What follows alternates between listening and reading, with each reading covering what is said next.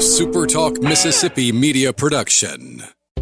Are you a business owner looking for help with HR benefits and payroll? MWG Employer Services offers a wide range of services and can create a custom plan that fits your needs and budget. I was so overwhelmed with HR stuff. MWG Employer Services took all the stress out of it and even set up my payroll. I couldn't be happier. MWG Employer Services is here to help you succeed. Call us today at 601-206-7966 or go to mwgemployerservices.com. You're listening to Sports Talk Mississippi On Demand, presented by Pearl River Resort. Escape to Choctaw, Mississippi and enjoy world-class gaming, the Dancing Rabbit Golf Club, and Geyser Falls Water Park. Escape to Pearl River Resort. Sports Talk Mississippi is on the air. Sports Talk Mississippi is powered by C-Spire. Power your home or business with C-Spire Fiber. To learn more, visit supertalk.fm/C-Spire. C-Spire Fiber powers SuperTalk Mississippi.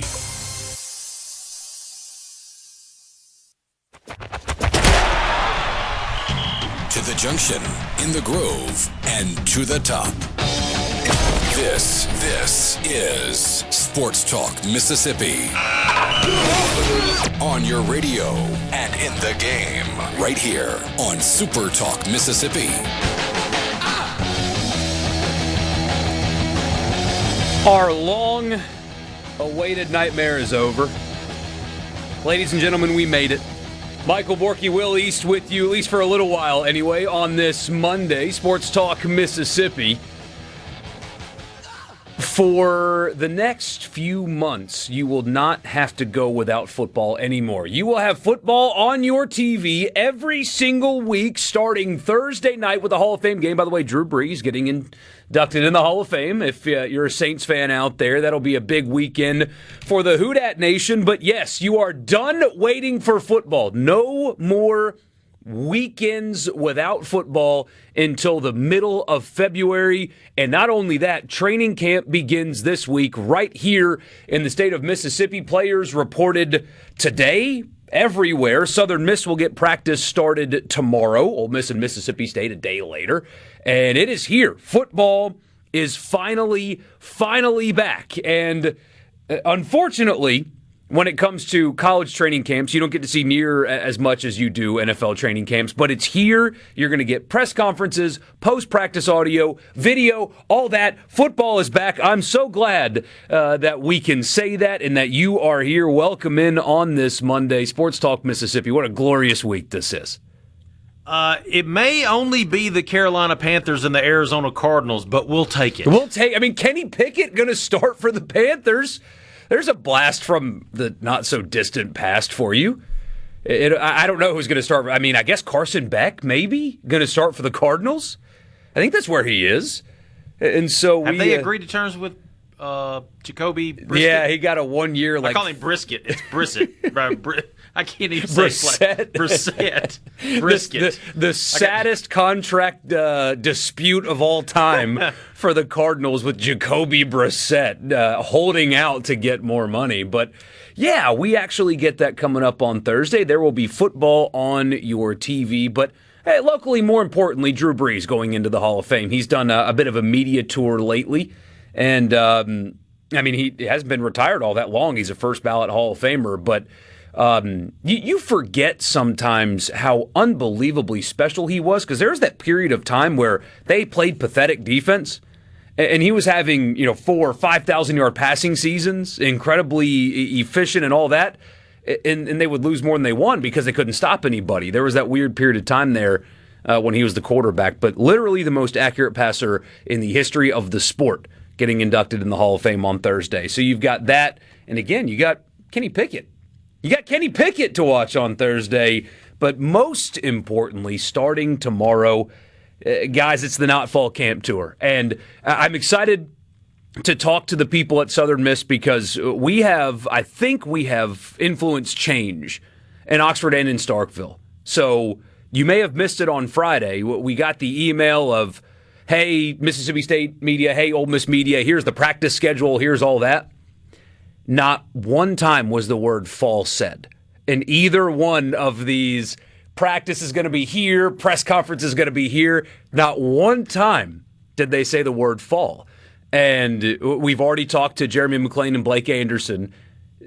They didn't say fall at all. So I don't know if it's because of us, if we're influencing people, making change, or I don't know. But we're calling it the Not Fall Camp Tour, and nobody's calling it Fall Camp anymore.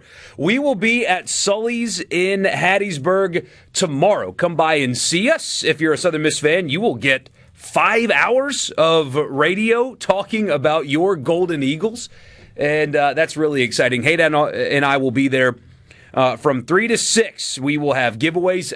Richard Cross is good for something. I'll tell you what, he is good for something. The hats that we have for you, they look so good. They really do. It's an everyday hat. It's a golf course hat. It's the best merch drop, as the kids say now, that we've ever done. The hats that we'll have for you to give away tomorrow if you come by and see us. We will talk to Blake Anderson, the new, but not so new, head coach at Southern Miss. Obviously, he was on staff last year.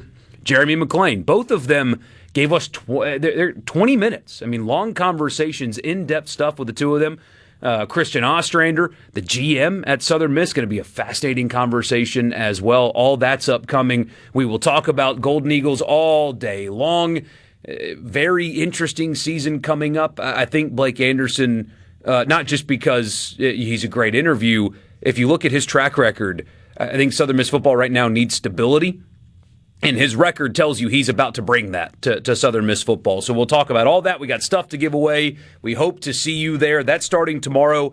And then, of course, that's brought to you by Pearl River Resort, your destination for casino thrills, family fun, and live entertainment. PearlRiverResort.com is where you need to go. Also, the weather. I'm about to jinx us. We're about to have the worst September of all time. We have had a pretty mild summer. It hasn't been like overbearing. Well, part of it. I don't know. Last couple of weeks. A few years ago, we had that, 16 straight days of 100 or more, something like that, paired with a drought on top of that. So knock on wood, we haven't had that yet. So the golf course is it's comfortable. If you want to go out to Dancing Rabbit, 2 championship-level 18-hole courses, you can do an in-state stay-and-play right there on the property. It's funny, people fly in from all over the country to do that. Last time I went out there and played, there was a van of people that took a van from the airport. They flew in to go do a long weekend at the Dancing Rabbit and Pearl River Resort just to spend a weekend away. So you've got that right in your backyard. I think they were from Wisconsin, if I remember correctly. So you've got something that people are flying all over the country to do right in your backyard. Somebody says, I beg to differ with you on Breeze. What would you like to beg to differ on Breeze with me about? I can't believe. Look, I'm all about arguing.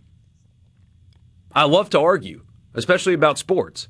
And the beauty of it is everybody, you're not wrong for your opinion. You are crazy if you think, he says, there are many more better. No, you're just so wrong. I'm sorry.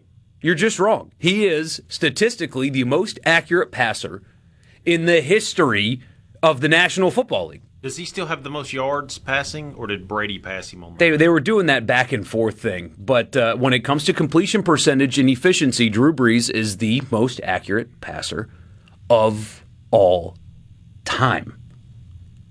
You're crazy, man. You're absolutely. I appreciate you being here, but you're nuts. Somebody says, tell us you don't work outside without telling us you don't work outside.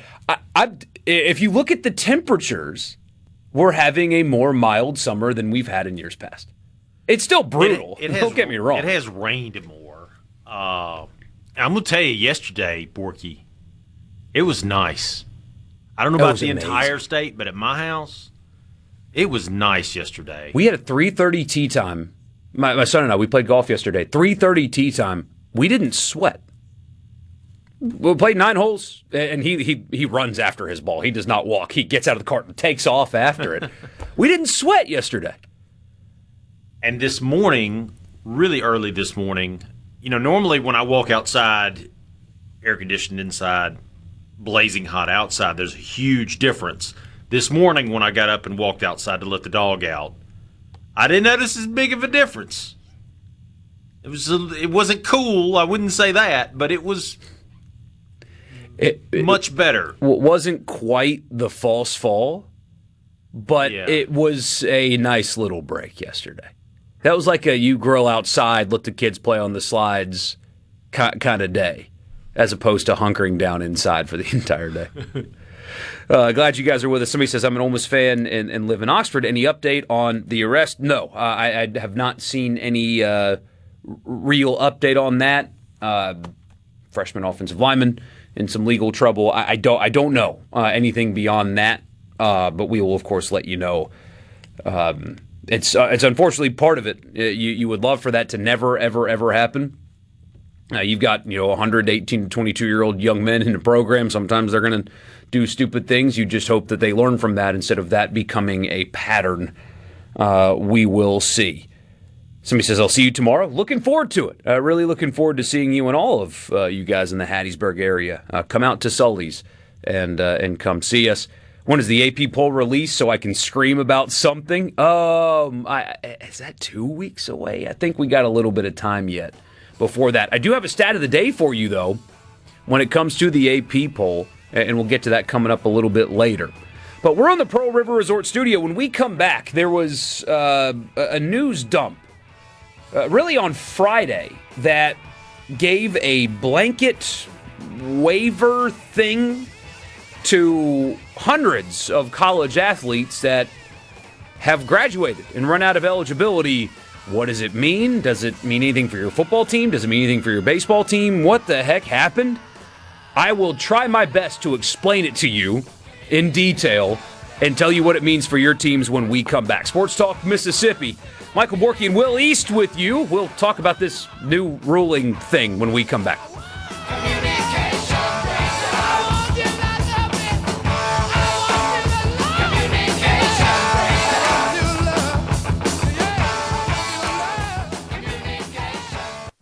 In the Venable Bring Sports Talk Mississippi.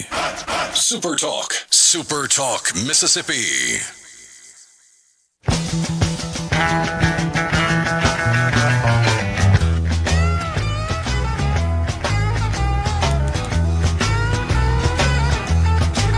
All right, welcome back. Sports Talk Mississippi. Michael Borky, Will East with you. So it happened on Friday as I was driving home from the remote in Laurel. A judge, her name is Charlotte Sweeney, based out of the United States District Court in Colorado, issued a ruling. It was part of a suit where a bunch of athletes from the 2022 class were trying to fight against the NCAA to get an extra year. Well, why would they do that? Is this like an injunction that other players have tried to get? No, this was different. So the NCAA pretty recently decided that they're going to move forward with a new eligibility model. This is really wordy, guys. I'm sorry, but I promise this is something you need to know. Where it's 5 to play 5. You have 5 years to play 5 years. No more red shirts. No more medical red shirts. Nothing. You have no appeals. You have 5 years, and that's it. And you can play as many games as you want. You're not getting extra years. If you get hurt, sorry. Basically is the new rule. And that's good. And we talked about that here on this show. I like that. It's where the NCAA got in trouble is when they started granting waivers. That's how you have a Trinidad situation where a player at Montana can get a ninth year through waivers, but his gets denied, and you can go to a court and say, well, your own rules have been unfairly applied, and boom, lawsuits everywhere. If you get rid of waivers, you don't have to defend lawsuits about waivers anymore because they don't exist. So that was kind of the thinking of the NCAA. But that ruling occurred, and the discussion around that happened during the calendar year last year. And so a lot of these 2022 athletes who have played 4 years, and the ruling happens during their fourth year, said, wait, hold on a second. Why is everybody else getting a fifth year and not us when you decided while we're still in college that everybody gets a fifth year? That's not fair. They go to this district court, a lot of players. It was, I don't know if class action is the right word, but it was a good list of players that were a part of this suit, and they won. Judge Charlotte Sweeney decided, you guys are exactly right. You should, because this decision was made while you were in college, get that extra year. And so when that ruling came down, everybody freaked out. Oh my gosh, this means that all of these players get to just go right back to school right now, rules be darned. And that is not exactly what the ruling was. So that happened. Everybody freaked out. And then the judge clarified to make sure that everybody understood her injunction only grants the athletes the 5th year. It doesn't change revenue sharing at all. So if a school is tapped out on revenue sharing, they cannot give another dollar to one of these players to come back to school. Like if they're tapped out, they're tapped out. Roster limits are still there. Transfer rules are still there. This changes nothing about anything other than a player has a 5th year. So that is where we are right now. What does that mean for football? Because that was the most popular question. You've probably seen, from Pete Nakos, hey, this player's exploring a return to college football. I'm here to tell you, at least based on my understanding and what I've read about it today and trying to make 1 + 1 = 2, the players that finished last football season and went through the draft process, for example, are going to have a really hard time coming back to school. It'll happen. Some player somewhere is going to get a chance to come back to college and play. Not many. Very, very few. And here's why. There's a lot of reasons. During the podcast last night, a lot of people brought up Xavier Harris, the Ole Miss defensive tackle. He's still currently on the Saints. Like, he is trying to make a roster right now. The cut day is 5 days before their first game. Just think about that logically for a second. How many players are out there that will get cut by an NFL team and then can go play for a college team 5 days later? I mean, logistically, that makes very little sense. On top of the fact that you would have to pay them, where would that money come from? It can't come from revenue sharing. And oh, by the way, the NCAA suspended very recently Tennessee star linebacker Arian Carter for 3 games, and after appeal it was down to 2, for getting 1 flight paid for that he paid back during the draft process. So he was going through the draft process, hired a real agent paid for a flight. That is against, it sounds crazy, but that is presently against the NCAA rules. They suspended him, and the NCAA can defend that. Like, Tennessee's not even going to try to take this to court because by the time they would actually get a ruling, the suspension would have been served anyway, and they probably would lose. I mean, that's a defensible position for the NCAA to have, as ridiculous as it sounds, because it is. It's ridiculous. But, so you'd have to find money somehow. You would have to get a player back to your school and on your team somehow, and the NCAA would have to allow them to play. And when after jumping through all those hoops, how many players are going to be able to clear all that? Again, Xavier Harris is getting paid by an NFL team. So if Arian Carter gets a flight paid for and he misses 2 games, how do you expect a guy like Diego Pounds or whoever you want to put in this, who has gotten paid by an NFL team for however long, for however much money, to be able to clear that with the NCAA and come back and play? There's just problems everywhere with that. This isn't really going to impact football that much. And again, the podcast audience was obsessing with Xavier Harris. He might make the team. And even if they cut him, he's a practice squad guy. Like, he's not coming back to college. But it's just a mess, and that's not going to work.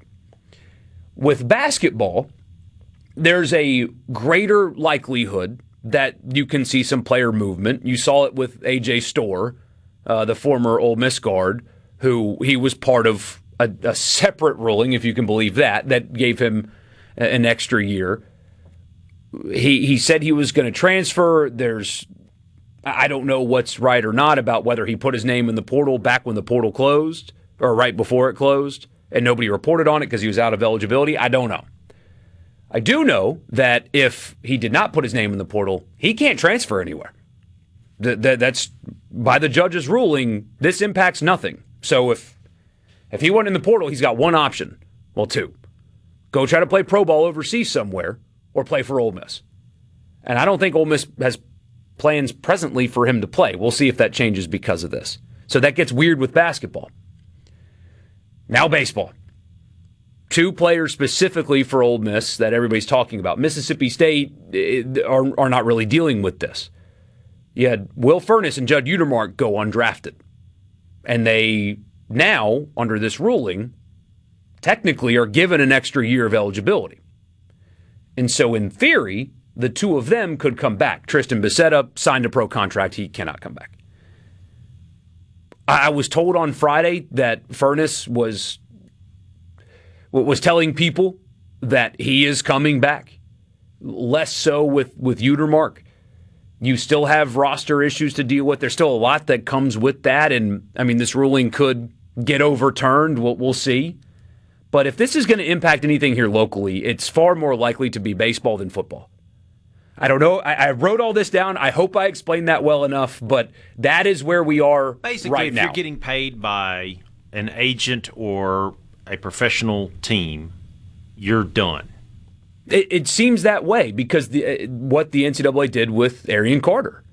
And, I mean, as ridiculous as it sounds, when you have a college quarterback with an NIL deal with a private jet company that flies him anywhere he wants to suspend a player who got a flight paid for and then paid it back. I mean, it's just absurd. It's so stupid. But once you cross into the professional realm, the NCAA has done a good job of defending the you can't come back model. And remember, Greg Sankey filed in a Tuscaloosa County, Alabama court against an Alabama player who played professionally and tried to come back. And so there's just too many hurdles, I think, to jump with football for that to be a realistic option. Yeah. Because what happens, I mean, Jaden Williams went undrafted. I'll use him for as an example. What happens if he does try to come back? He did enter the pro process, though. He has gotten paid professionally however much, and he plays 2 games. And then the NCAA steps in and says, you got to miss the next 4. You don't want to invite that on your players and on yourself. It just doesn't seem likely that many football teams are going to explore this. Like, there's a Delaware safety that I think has a good chance because I don't know if he got picked up by anybody at all, and he's a good but not great player. Guys like that maybe can find their way back in. But if a pro team paid you at all, if you went through minicamp and got paid, I think you're done. You don't want to take on that risk, I think. It's a mess.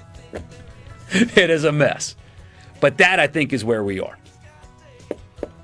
That is where I think we are. A lot of your messages have come in on this. We will try to go through that together. We've got 2 teams to get to on the countdown of 100 teams in 100 days. We've got winners and losers to get to as well. I have a feeling a lot of you guys are going to mention the Dodgers, but I'm here to tell you it's not the Dodgers that are the losers here. We may talk about that as well. So glad that you guys are with us. Sports Talk Mississippi, Pearl River Resort Studio. Stick around. It's a lesson to me. The eagles and the bears and the seas. The ABCs we all must face. Try to keep a little break. From the Mississippi. Boom! Are you ready for some football? On SuperTalk Mississippi.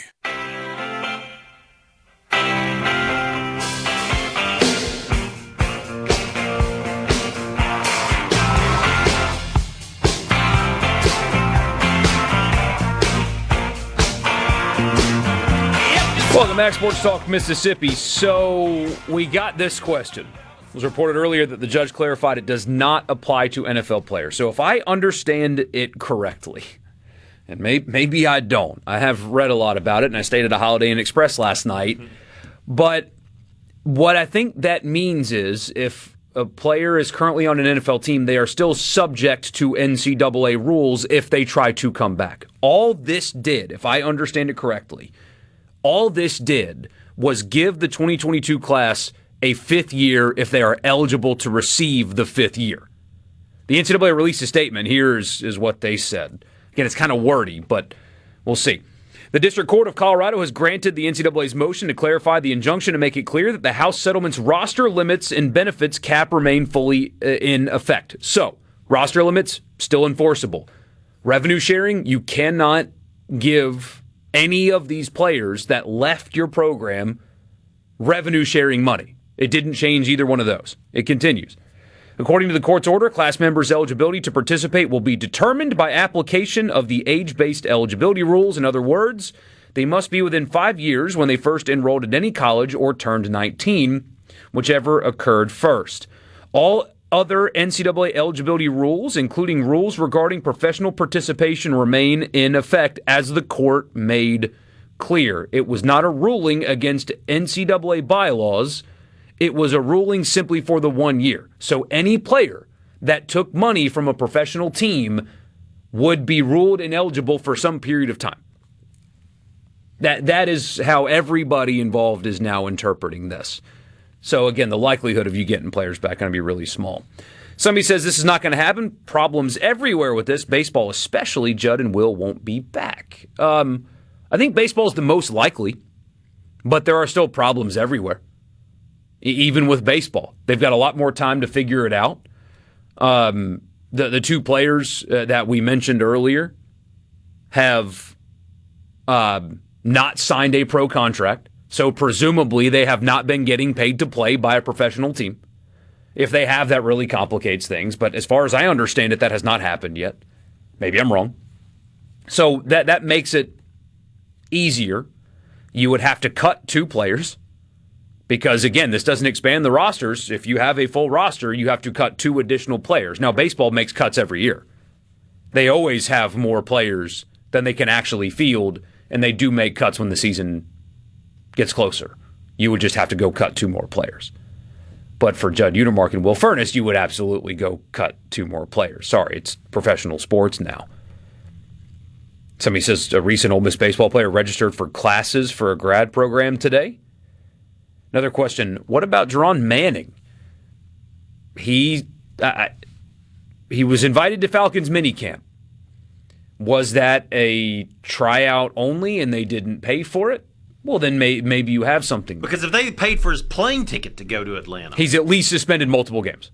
And if an agent paid for a plane ticket, it depends on what his pre-draft process was like. If he didn't accept any money at all, which seems incredibly unlikely, all things considered. I mean, that's what happens when you turn pro. You get pro treatment, even if you're a mini camp invite.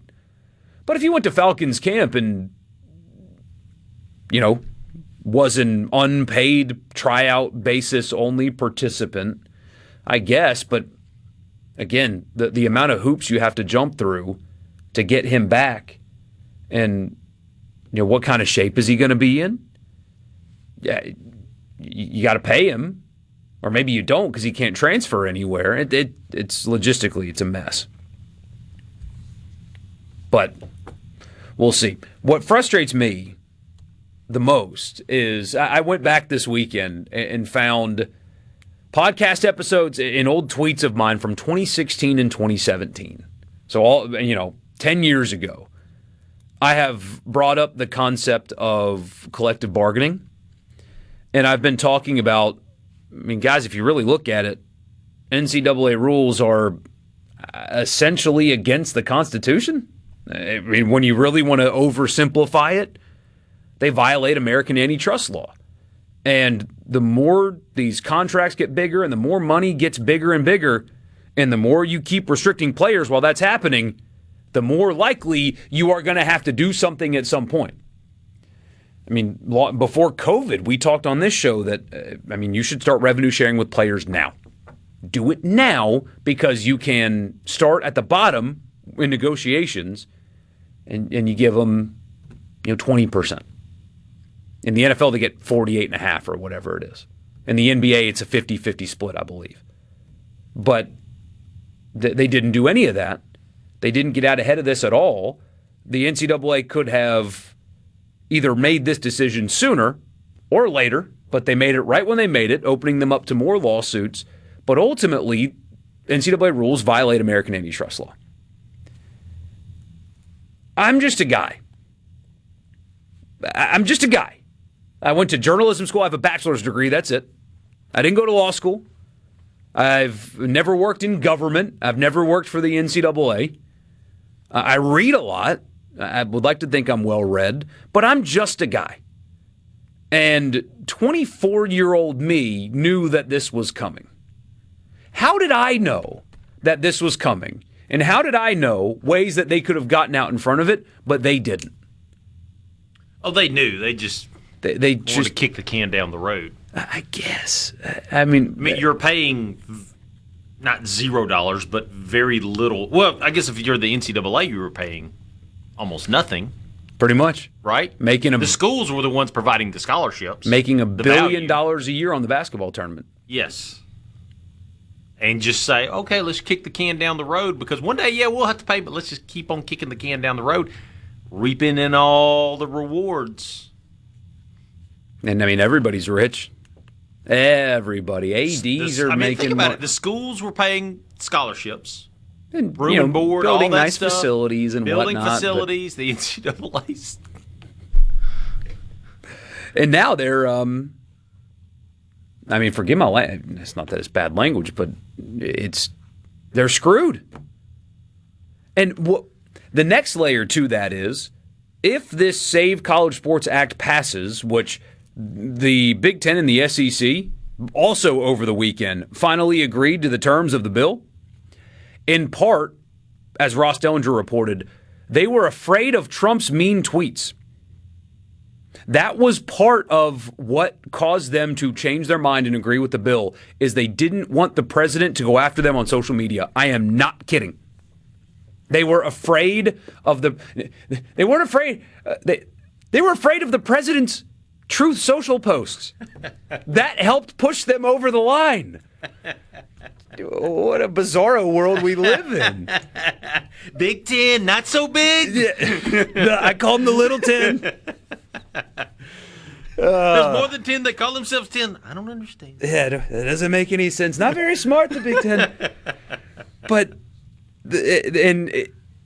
so they agreed to it, but it's still probably not going to pass. And, I mean, they have a week to get it on the floor for a vote. And because of all the other stuff going on, they might not even vote on it. So the SEC, the Big Ten caved because of Trump tweets, and they might not even get what they want anyway. And even if they get it on the floor for a vote, it might pass the Senate, but it's very unlikely to pass the House. And I saw all of this coming, and I'm just a guy.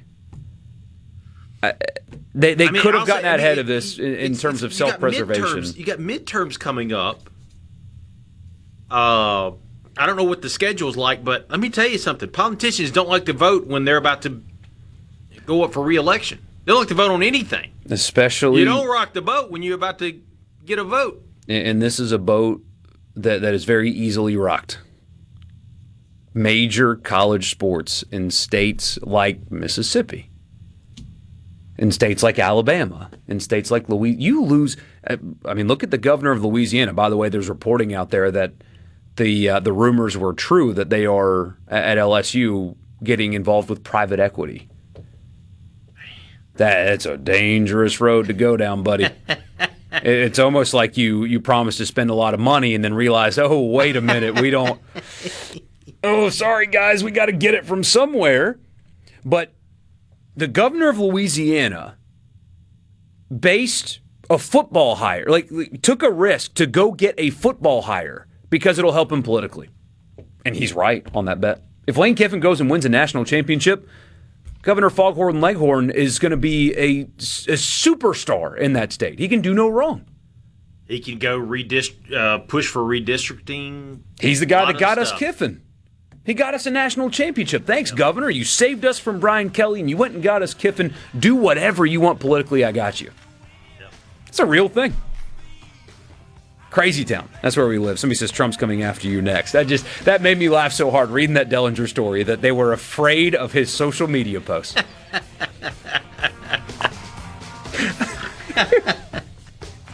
The nicknames that Sankey would have gotten. Stanky. Yeah. Okay.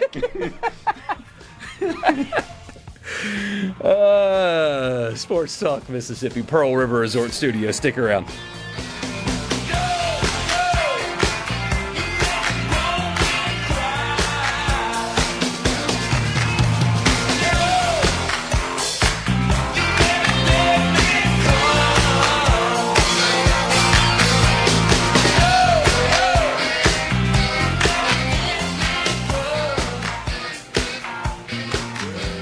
In the Sports Talk Mississippi, your new home for exclusive sports coverage here in the Magnolia State. Let me put it to you this way. Right here on SuperTalk Mississippi.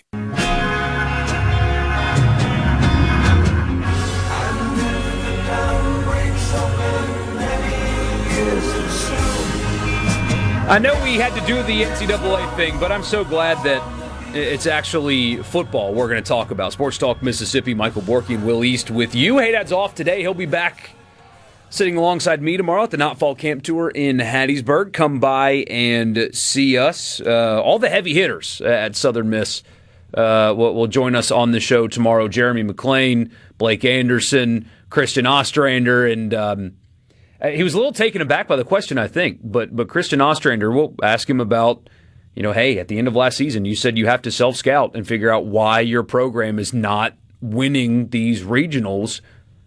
What are you going to do about it? So I think you guys will really like all of those conversations that we'll have from Sully's and Hattiesburg. Camp is here. And, excited is a cliche word, but I am. And, the only question is how much can we actually learn during training camp? Like at Ole Miss, for example. What can we learn about Ole Miss that we don't know right now during training camp? Personnel stuff. There will be conversations. I think there's a true freshman linebacker that's not going to start, but that throughout camp you might hear things about how he's progressing and he might get some rotational snaps and things like that. But the two biggest questions I have about Ole Miss, we can't get the answer to those questions until September 6th when they play a quality opponent in Louisville. And it's offensive tackle, because we can hear all we want about practice, but we don't know what they're going to be like and what that position will look like until they play somebody real. And then John David Baker. 2 years of great offenses at East Carolina. He's a disciple of the system. He was a big part of the offense during the playoff run. Remember, he was sitting right next to Charlie Weiss Jr. during the playoffs. He was a part of all of that. A lot of really encouraging things about him, but there's a difference between calling plays against Charlotte and, Memphis than there is Georgia and Oklahoma. So we won't know if he's ready for being a play caller at this level until we see him call plays at this level. Same thing in Starkville. The biggest question I have about Mississippi State is centered around Jeff Levy's game management. Well, we can't learn anything about that during training camp. We'll find out in week 2 when they go to Minnesota if that has changed. Offensive line, there are some things. They're holding up. They're pass protecting well. These are the 5 guys that are going to get the snaps. But how good are they going to be? We won't know until they face an all Big Ten player at edge at Minnesota in week 2. So we will talk about it, of course. We will, all the press conference cuts, and we'll do all that. But in terms of what we can actually learn about these teams, I think, frankly, guys, the answer is, it's a cop-out answer, but you got to wait and see on the big questions about these two teams, I think. Like, we don't even know at Ole Miss who the left tackle is going to be. Correct? There's really only 2 right now that are up for the 2 positions. But you don't know which one. It'll be Terez Davis and Tommy Kinsler. Which side they play, I don't know. There's not really any options behind them. You have the Florida transfer who started playing football in the year of our Lord 2023. He was a basketball player, and he played for the FIBA, I guess it's U20 or U18 World Championship for, I think it was Great Britain, as a basketball player. And he started playing football 3 years ago. So, apparently a super prospect. Like great feet, athletic, all that stuff. But, as you can imagine, pretty raw. The other tackle they brought in from the portal got arrested this offseason and apparently didn't have the spring that they were hoping he would have anyway. And then, what do they got? Who do they have that even plays the position? I have no idea. So that is, when you're looking at Ole Miss, but underline, circle, arrows pointing to, it's the offensive tackle position that is of utmost concern or importance, whatever adjective you want to use. It's that one. Every other position I can talk you into having an elite group. And maybe they have that at tackle too. But there are a lot more questions about that position than any other one that they've got combined, really. Yeah. And last year, that was the one that you talked about the least. They were because solid. They were so solid. Yeah, neither one From beginning to end. never missed a game. Diego Pounds did not give up a sack all season. Not one. They were 13-2. They didn't give up a sack. What's interesting, though, is how neither one of them is like a super high-level player. Neither one of them were big-time pro prospects. I think the offense helps a ton. They get the ball out quickly. You got a quarterback that's really smart and elusive in the pocket. You got a running back that's great in pass protection. So that can help some of that at that position. But I hate the wait-and-see thing because you guys want to hear our opinions and insider information. We'll do that for you, but the biggest questions for State and Ole Miss, Jeff Lebby's game management and the offensive line. We won't know until week 2. Biggest questions for Ole Miss, if John David Baker's ready for this level. And the offensive tackle position, we won't know until they play Louisville in week 1. Hour 1 in the books after the news. You guys know what we do at the top of the 4 o'clock hour every Monday. It's winners and losers. Send them in on the C Spire text line, 601-879-4395. What did you like from the weekend? What did you not like from the weekend? We will do that next. Sports Talk Mississippi. Winners and losers when we come back. How you live and how you fly, but only if you ride the tide. Balanced on the biggest wave, race towards another. You're a place for crazy people. If it's sports in Mississippi, you'll hear about it here. Sports Talk Mississippi on SuperTalk Mississippi.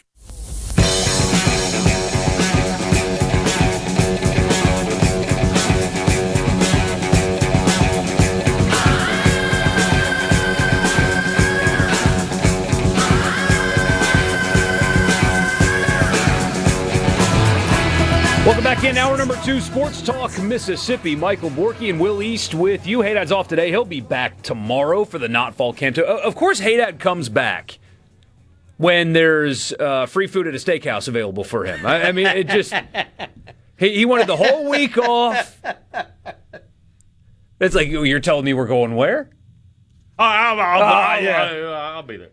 He's just committed, you know? I'm committed. What's coming up on Sports Talk Mississippi? We're about to get to winners and losers. Start sending those in right now. We got 2 teams to get to on the countdown of 100 teams in 100 days. I've got a stat of the day for you. And Kirk Cignetti, I want to save this. I don't want to bring this up in winners and losers. I want to save this for the College Football Fix.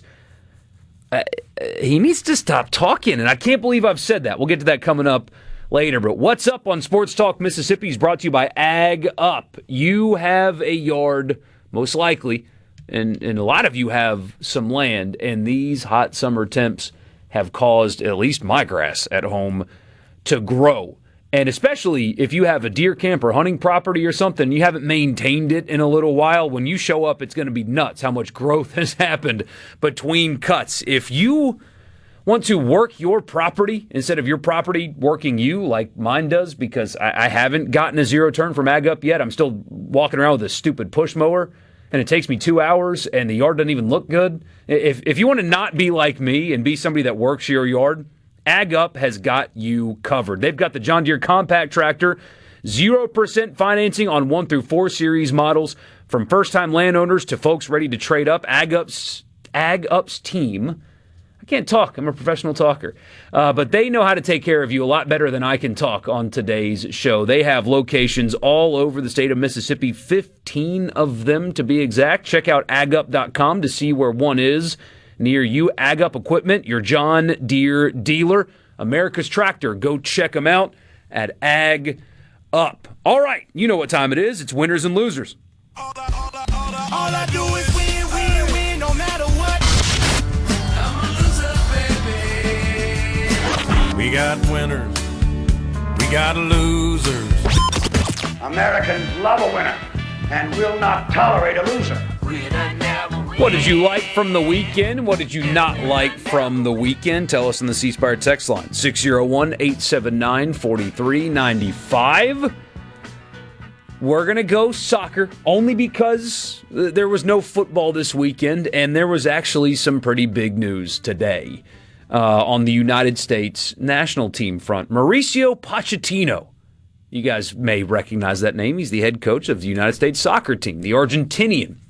Most people thought when he was hired in September of 2024 that he was going to come in, coach the World Cup, and then get out, go back to coaching a club team or something like that. He is widely regarded as an elite manager, and we don't have an elite job right now. We underpay, I say right now, up until right now, we underpay our coaches. We don't have good structure. We don't have a good system. And so that's why most people thought he was going to come in, coach the World Cup, get out. And in 20 months, he turned the men's national team into a team that plays with a style and a swagger that I have never seen them play before. And although the last game didn't go well, this World Cup, they didn't look like the United States, and that's a good thing. And most people thought, gonna have to do a coaching search again, blah, blah, blah. Something about what happened in his 20 months as the American coach caused him to want to stay. They announced a contract extension through the 2030 World Cup with the Argentinian today, and that is a great thing. Not only because he's going to coach the highest level, as part of the agreement, he is going to basically restructure everything. He's going to have his hand in everything, all the way down to our youth level and how we, cultivate a culture. It's probably not the best way to say that, but how we create a culture with the young players all the way up to how we recruit dual nationals. And he's blown it all up, and he gets to create it in his own design, and that is an incredible thing for American soccer. I cannot believe we pulled this off. It makes no sense unless you look at it in the context of he's been given full freedom to create a federation all on his own, and nobody ever gets that freedom, and he does. Awesome. So that is a big win. Do you have one? The Dodgers. Well, the Dodgers are They winners. are a winner, yeah. I was going to say the Red Sox, actually. They've won 21 out of their last 25, I believe. They had their best month of July ever. They've been playing baseball a long, long time in the big old city of Boston, and this is their best month ever this past July. They are just on a hot streak, and they swept. The reason why I mentioned the Dodgers, they swept the Dodgers the other day. So, very impressive by them. That's one winner. Are you a Red Sox guy? No, I'm not. For some reason, when I was a kid, I loved the Red Sox because of the curse. Yeah. That's this weird thing about me when it comes to sports. I love so much more the underdog or the loser. That I hate the Yankees. I hate the Lakers. I hate the Cowboys. The big brands with all the money. Texas football drives me crazy. I mean, they haven't won anything since 2005, and we're supposed to put them up on this pedestal. They got all this money and this brand, and so I've always been kind of adverse to the big brands. And the Red Sox were the cursed franchise. So I ended up kind of, pulling for them when I was a kid because here was this group of lovable losers with the cool ballpark and the monster and the pesky pole, and I always kind of liked them. All three baseball cursed teams in our lifetimes we've seen win a World Series. They all broke the curse. Yeah. I mean, the three are the Red Sox, the Cubs, and the White Sox. It's crazy that they won a World Series. I mean, it's just it's insane. But they did it. Yep. I have one other winner. Okay. This is a person who passed away, an 8-time Professional Bowlers Association Tour champion, died unexpectedly this weekend. He was 32. Jacob Butt-Turf. That's his real name. Butt-Turf. I saw the name Butt-Turf, and it caught my eye. When you see somebody's name is Butt-Turf, you immediately stop and say, hey, what did this person do significantly? But he passed away over the weekend. I feel like Jon Stewart right now when Norm Macdonald was making the joke about the crocodile hunter. And Stewart's like, please don't make me laugh at it. It was like a week after he died, and Norm Macdonald's like, that's a ripe old age for a crocodile hunter. But let's celebrate Jacob Butt-Turf's amazing career. Middle school had to have just been something special for that guy. Loser, the WNBA. And I'm not going to get into the political minutia of that stuff. I'm not even going to get into that because that's not the only thing that makes them a loser in this deal. They had an opportunity. The same way that golf / the PGA Tour had when Tiger Woods entered the scene. Tiger Woods, he was pretty buttoned up, right? He grew up in golf. He went to Stanford. But Tiger Woods looked different than most golfers.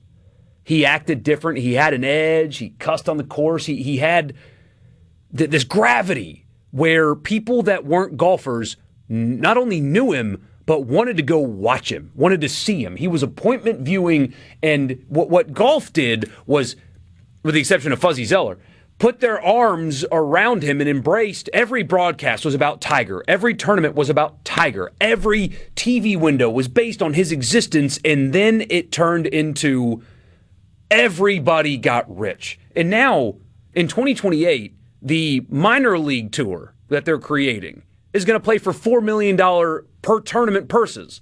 The second tier. And that's all back to Tiger Woods. He exploded the sport in popularity because he didn't look and act like a regular golfer, and non-golfers paid attention. The WNBA had that opportunity with Caitlin Clark. She had this gravity that transcended basketball fans, that transcended WNBA fans, and instead of putting their arms around that and making the show about her for a while, and then people would wake up and realize, oh, I like watching her play too. I like Asia Wilson. Wow, she's a great player. I like watching her play. Instead of allowing that to be what happened, it became nasty and political, and you've got everything that league does now is some kind of controversy over not basketball. They blew it. They completely blew it. They had a chance to really explode. They had their Tiger Woods and Caitlin Clark, and it has become a sideshow, and it will never be as popular as it could have been because they decided to go this route instead of the golf route, and they missed their golden goose. They will never be able to capitalize the way they could have because of the way that they've handled this whole situation. They've polarized themselves. The whole sport. Yeah. Instead of just making it basketball and making it about this incredible basketball player, it was about all this other crap. Golf made everything about Tiger Woods, and look at them now. Sports Talk Mississippi. We'll get to your winners and losers when we come back.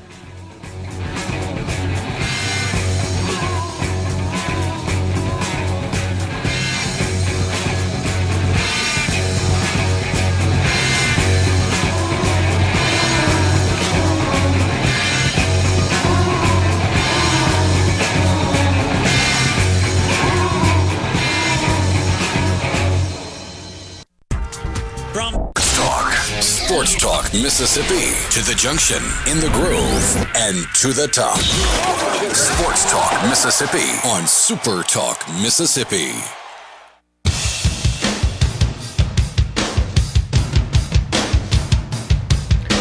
Still working on winners and losers. You heard my loser. Will, what's yours? Let's go to, I don't know where this actually occurred, but Martha Reeves. Oh, take it away. Oh, you see by the dawn's early light, no. So proudly we hailed at the twilight's last gleaming, who brought stripes and bright stars through the perilous fight, o'er the ramparts we watched were so gallantly streaming, and the rockets' red glare, the bombs bursting in air, gave proof through the night that our flag was still there. Still there. Oh, say does that star-spangled yet wave? Finish it strong. Finish it strong. Here we go. Or the land of the free and the home of the brave. Brings a tear to my eye. Martha Reeves was Motown legend. Martha Reeves was trying to sing the Star Spangled Banner. It was an attempt. Inaugural, was it Women's Pro Baseball, whatever they are? What is it? Pro Baseball League that they have now? I don't know, but that's... They have a baseball league? I know they have pro softball. No, they have it's a baseball league, too? I think it's the baseball league. How about that? I did not know that. I think I'm right on that. I'll look that up.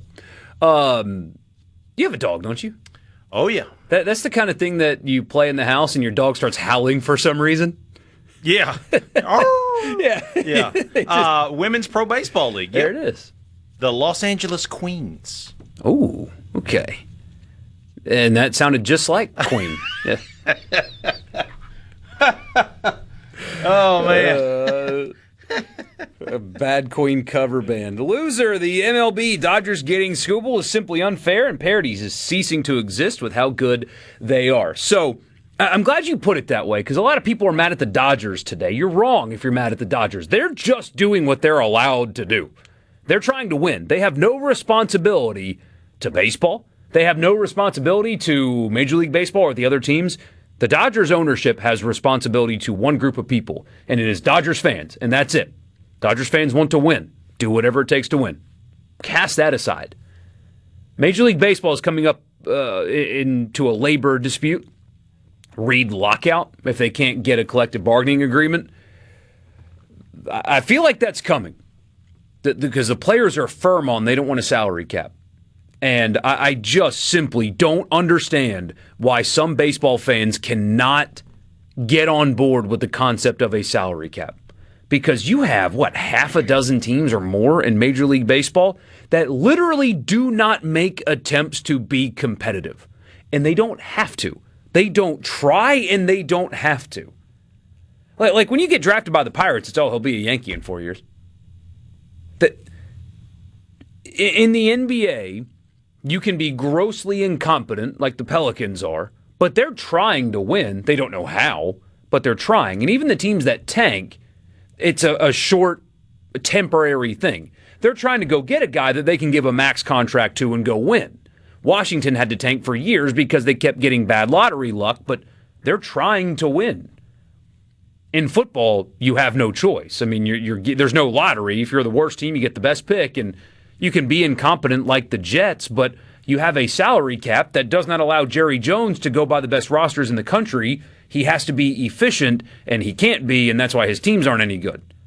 But in baseball, you can literally just go buy great teams, and half the league is not even trying in the same way that you are, and you have an opportunity to balance the scales and force owners to actually try to win, and you think that that's not the best path forward for your sport. I don't understand that. It makes no sense to me at all why baseball purists are so against it, and I think that this situation with the Dodgers is going to be the catalyst for ownership's going to look at this and think, we can't do this anymore. Yeah. Players are going to double and triple down on trying to block a salary cap. Labor dispute, lockout, enjoy college baseball next year because you're not getting the pro game. The salary cap makes for a better product. You look at Look at NFL football. It's the whole concept of any given Sunday, anybody can win. It's real. The New York Jets, the worst team. I guess they were the worst team last year, but they're perpetually the worst team in the league for the last decade plus. They're horrible. Last year, their average margin of defeat was like 12 points, which is not a lot. That's 2 scores. But Buffalo, in the same state, in a market that nobody wants to go to, that has no national appeal whatsoever, they win. Yeah. Because they have a good front office and they operate the right way. The Cowboys haven't won anything of significance in my lifetime, but they're the biggest brand in the sport. College is imbalanced in that way to a degree. Ask a Southern Miss fan what they think about the SEC. They technically compete for the same championship. They're not playing the same sport financially. They're in different stratospheres. I mean, the jersey patch deal that Notre Dame got is approaching Southern Miss's entire athletic budget. And that's not a shot at Southern Miss. That's just reality. And the difference is Southern Miss can't snap their fingers and compete with LSU financially. Although I guess Southern Miss is not involved in private equity, so maybe they'll be able to here soon. But the ownership group of these Major League Baseball franchises can snap their fingers and be competitive with the Dodgers if they want to. They can do that. They choose not to. That's the frustrating part. It's not like a Sunbelt team is just holding back resources because they don't want to compete with Alabama. They do. They just can't. I don't know. It's total nonsense to me. If you're a baseball fan out there that thinks that a salary cap is bad, tell me and explain it because I would love to know. DK says Aaron Rodgers on the Pat McAfee show pleading the fifth was a huge win, especially after what he went through in the media. Yeah, Aaron Rodgers, man, love him or hate him, he's willing to give you something though. Yeah, I mean, especially now that he's got 1 year left. I mean, what's he got to lose? But nothing. Saying whatever. Had a lot to say about DK Metcalf today, though. That was there were some good quotes in there too. If you're an Ole Miss fan seeking that out. Caleb says, winner us because football starts this month. No kidding. No kidding. Loser, the guy in the drugstore, saying that Lane only cares about winning one game this year. He does not care about the other games this year. Winner, the guy in the drugstore, because he was correct. If you put a scale of games that man wants to win this season, Ole Miss is on the moon, and all the other games are standing right here on planet Earth. Yeah, he wants to beat Ole Miss more than every other game on his schedule combined because it's insane, but he thinks, and he just talked about it, he apologized for it at media days, but clearly he thought that he was wronged by Ole Miss by not being able to coach the playoff and that he deserved to coach the playoff and that Keith Carter and Ole Miss were wrong and that there was a lot of spite there. And that rubbed off at the end of the portal period. There was a lot of, I want to just do this to get Ole Miss. I just want to get their players. Throwing crazy money at the kicker, for example. That's not efficiency. That's I want to go stick it to Ole Miss. That's what that is. The Vanity Fair article, and then the subsequent 5 other articles in the week leading after talking about, he used the word segregated. It's a word he used. There's one reason you use that word, and it's not telling the truth. It's to stick it. That's what that's for. That's what that is. There will be no more motivated person to win on that field that day than him. Now, luckily, Ole Miss fans, when he puts a game up on a pedestal, he doesn't particularly coach all that great. But yeah, the guy in the drugstore is right. Now, of course, he wants to beat Clemson and all the others, but the scale is totally different.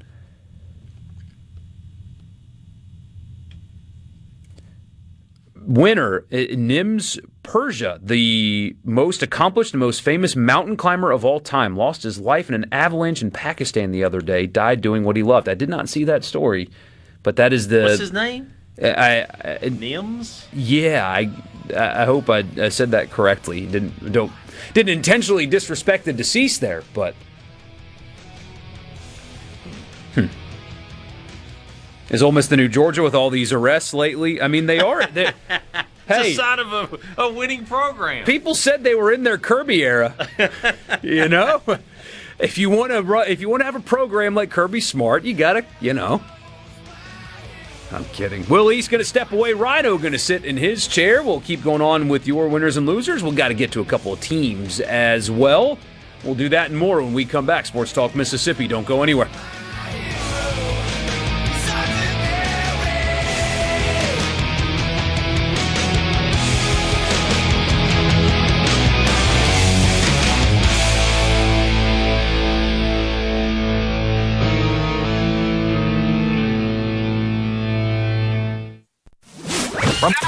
Sports Talk Mississippi. Sports. On your radio and in the game. Super Talk Mississippi.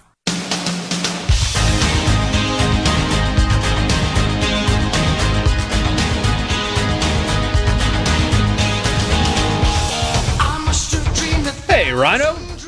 Howdy. Good to see you, man. We're doing winners and losers. My winner was the United States men's national team. How do you feel about Pochettino basically getting to blow up the entire federation and create it in his own image? That sounds good to me. That's kind of like what Klinsmann wanted to do way back in the day, but they never gave him the keys to the car, so it feels like they finally learned their lesson. I hope so. I hope so. More of your winners and losers on the text line, 601-879-4395. This is a good, thoughtful text. Tiger was on top of the world and got in a lot of trouble. Scotty was on top of the world, still is in my opinion, but he got in trouble. Now, pause for a second there, though. He got wrongfully arrested. He was driving into the course at the PGA Championship, and an officer decided to, and they threw everything out. I mean, the accounts of what happened completely absolved Scotty of wrongdoing. Otherwise, he seems to be a pretty stand-up dude.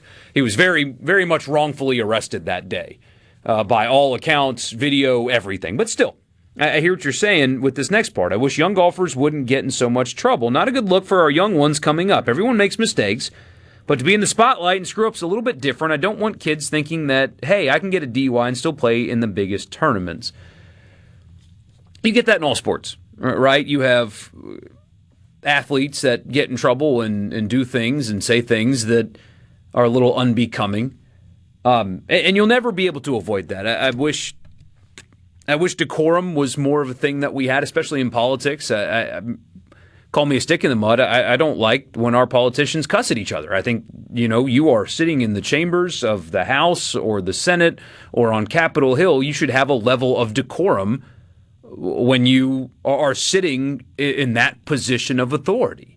I think the same thing to a lesser degree because they don't make decisions that really impact our lives, but I wish athletes would act a little bit better than they do. You just allow that to be a teaching moment when you're talking about your young kids, that just because somebody's good at something doesn't mean they're good. So you have to kind of sift between the bad and find the good ones that they can look up to, because there's plenty of great ones to look up to. I mean, he's not a saint anymore, but Demario Davis, I would tell my son all the time, Demario Davis is my favorite player. Why? Well, because he's a good player, but also listen to him talk. He's a good man. He stands for good things. So you just have to figure out which ones are worth, using as the example for young people and which ones are not. But again, I think Scotty's one that you can, at least so far anyway. Although, the officer's pants got scraped, so Scotty had to go to jail, even though it was dark and he was reaching into a window when the players do get special access, and that was a weird deal. But anyway, somebody called the national anthem the Star Strangled Banner. I love that. Absolutely love that. Somebody says, so he, being Lane Kiffin, wants to beat Ole Miss and get fired rather than go to the playoff. Well, of course, all of the other things. As I said before, the Ole Miss game will be on a pedestal for him. It will. And for Ole Miss fans, the LSU game will be on a pedestal. What the teams have to do, and especially from Ole Miss's perspective, because they will be a home favorite in that game, is to not allow all of this outside stuff to impact the way you play. But yeah, that game will be on a pedestal. For sure. 601-879-4395. Somebody says, for the injunction from the Colorado judge, Brian talked on the podcast about what happens if you don't have a roster space for a guy that wants to come back. Can't you just cut a walk-on or something? I get it isn't ideal, but this is a unique situation. So walk-ons do not count, as I understand it. So you would have to cut a scholarship player. But the amount of hoops that you have to jump through before you can even get to the spot where you add a player for football seems impossible. I mean, truly, it seems almost impossible. You would have to have a player that was on your team that has left and gone through the draft process, that has not accepted money from an agent or from an NFL team at all in order to get them immediately eligible to play. That's a lot to clear and find before that actually happens. Somebody says, hearing Rhino on Sports Talk is awesome. Need to come down to Hattiesburg tomorrow. Somebody wants to see you, Rhino. Might have to make the trip. You get a free steak. That's why Haydad's going. I actually don't know if they're giving us free steaks or not, but Hey Dad will write his off, so it's free no matter what. Another week, another eligibility dispute. It's the NFL Light. Show up on Saturdays in the fall and just quit bothering with keeping up with the rules. Well, Chase, that's why you hear me all the time talk about collective bargaining. And how do you do that with 300 plus basketball teams and baseball teams? Here's the follow-up is you don't. You break away from the NCAA. You bring the Big Ten and a handful of other teams with you, and you reduce the number of teams you need to collectively bargain with down to a handful. You treat them like employees in a professional sport, because that's what it is, instead of trying to pretend like the quarterback is the same thing as the number 5 on the golf team. And once they get there, then they can actually affect real change. Because even if this bill gets passed, I don't know if it'll stand up in court anyway, and I don't think it'll pass regardless. Football, as we loved it, died. NFL games are fine without the personal attachment that came with prior college football love. You say that, Chase, but go to the stadium. Go to the stadium on Saturday this year and tell me that it's dead. That's what Hayden and I keep coming back to. Go to the stadium and nothing will have changed.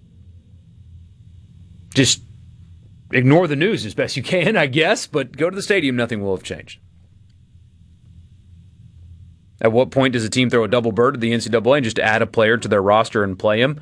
It's a good question, but Arian Carter was suspended 2 games for getting a flight paid for by an agent during the pre-draft process before he came back to school. I don't know if you want to test that, because they were able to pull that off. Louis thinks you need your own show. What would your show be if you got to choose? The Rhino show would be about what?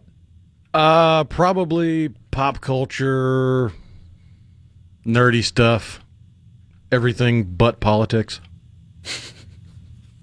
Sounds pretty good. How nice is that 1 hour with Rebecca every day? It's like a palate cleanser during a fancy meal. It's just a great way to shift gears, change your train of thought, and do something entirely different. I'm disappointed and frustrated that the sports and politics crossover has happened as frequently as it has lately. Well, not to get too political, but that's because a portion of the population cannot remove their personality from their personal politic. They make it their entire personality, and that includes even the things they do for free time or enjoyment, such as sports.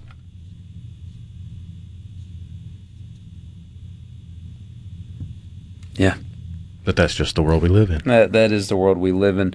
Nerd Talk Mississippi. I mean, honestly, that'd be great, though.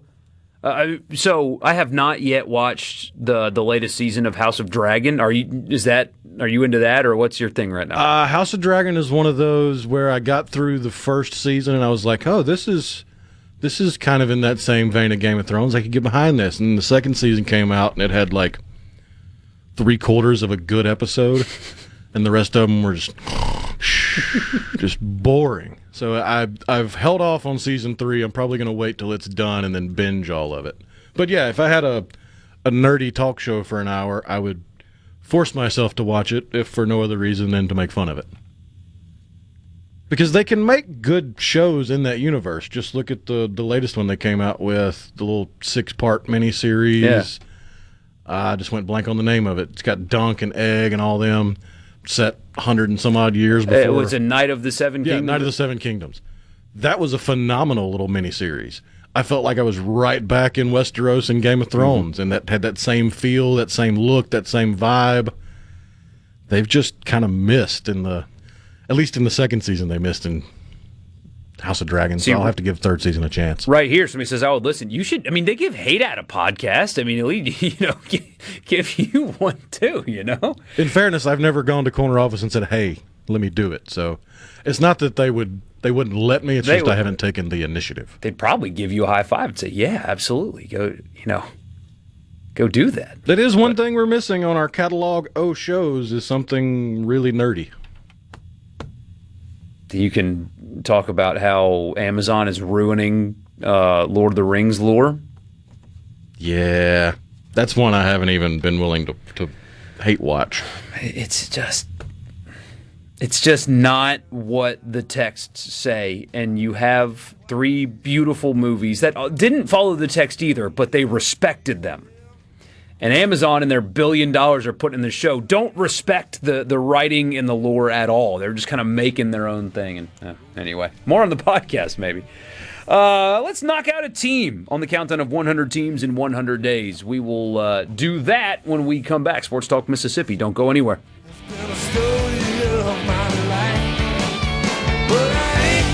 Let it beat me down. Someday I'll prevail. Yes, I will. I'd rather be a hammer than a nail.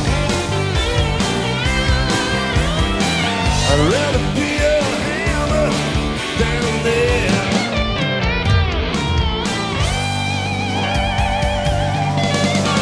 Thank you very much. I appreciate it. Sports Talk Mississippi. Sports Talk Mississippi. You know I love sports. On Super Talk Mississippi.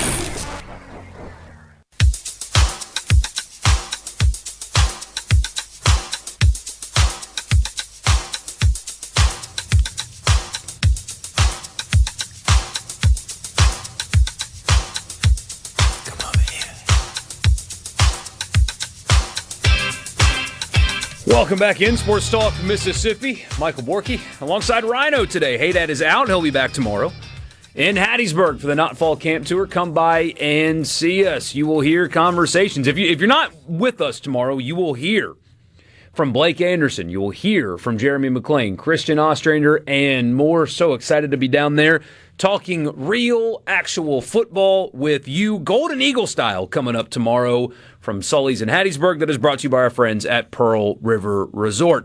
Let's get into it. We got 2 teams to get to today. Let's knock out one right now on the countdown of 100 teams in 100 days. This day is bananas. B-A-N-A-N-A-S. This day is bananas. 100 teams in 100 days. Touchdown. Okay, ready? 3, 2, 1, go! It's the final countdown. Team number 27 on the countdown of 100 teams in 100 days is one we will spend the next month talking about a lot.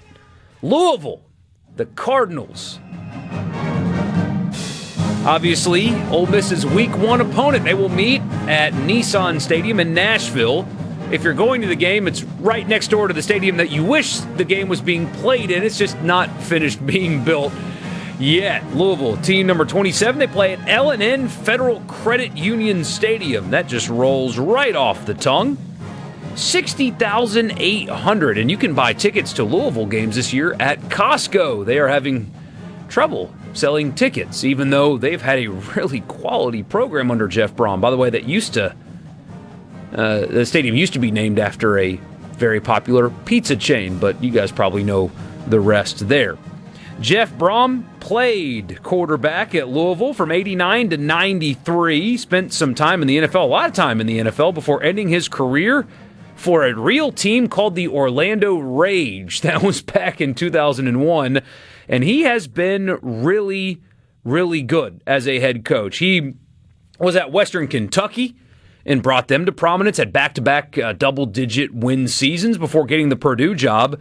And that is one of the most difficult jobs in college football. 7-6 in year 1, 6-7, 4-8, COVID year, then 9-4 and 8-5 at Purdue, and they have just nosedived since he left. Goes back to his alma mater, and again, good, solid, stable football for Louisville. 10-4, 9-4, 9-4 last season. And here is how that shook out. They beat Eastern Kentucky and James Madison. That was ended up being a really good win for Louisville, as it turns out. They beat Bowling Green and Pitt before that overtime loss to Virginia. Could have had a different conversation about Louisville last season had they won that game. But they beat Miami. That was a huge win. Got them back on track. They beat Boston College and Virginia Tech on the road. And then it got weird. They lost to Cal at home in overtime. That was a weird loss. Then They turned around and lost to Clemson at home by 1. So back-to-back losses in overtime and then by 1 before getting smoked at SMU, but they ended the season strong. They beat Kentucky 41-0 in the rivalry game before beating Toledo in the Bush Beans Boca Raton Bowl. Actually, this is how they say the game. The Bush's Boca Raton Bowl of Beans is how they phrased that last season, but they did win that game. This year, I keep talking about this game. I keep saying this. Ole Miss needs to bring their A game. Apparently, Facebook commenters didn't like a video that we put out where I said, if Ole Miss doesn't play well, they're going to lose.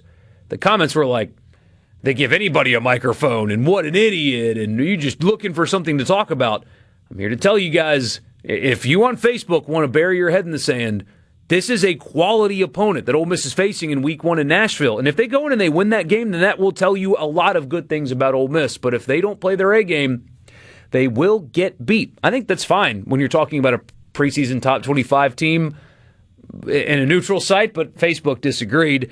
They open with Ole Miss and Villanova at home before hosting SMU and Wake Forest. And then they go to NC State, host Florida State, go to Syracuse, have their off week, host Stanford, go to Georgia Tech and North Carolina in back-to-back weeks before hosting Pitt and ending the season at Kentucky. This year, they have a quarterback. They're breaking in a new one, and he doesn't have much experience. Lincoln Kienholz rolls off the tongue. Lincoln Kienholz. He's an Ohio State transfer. He's from one of the Dakotas, actually. Went to Ohio State, had to sit behind Julian Sayin. Julian Sayin comes back to school. Obviously, Kienholz hits the portal, goes to Louisville. They've got a running back, a guy named Isaac Brown, who is an absolute stud. 2 years as a starter in college, 7.8 yards per carry 2 seasons ago, 8.8 yards per carry this season. That Ole Miss defense is going to have their hands full in the running game. They are stable, they're solid, they're talented, they're good. It'll be a tough opponent for Ole Miss in Week 1. That is team number 27 on the countdown, and Louisville. We'll do team number 26 coming up sometime in the next hour. When we get back, though, it's the college football fix. I love Kirk Cignetti. I love him.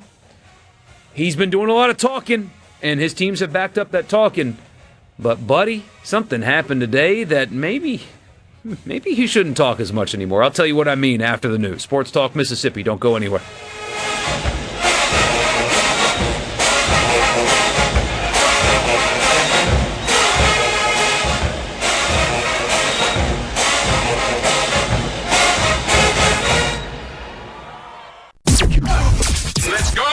Let's go. This is your new home for exclusive sports coverage here in the Magnolia State. Sports Talk Mississippi on SuperTalk Mississippi.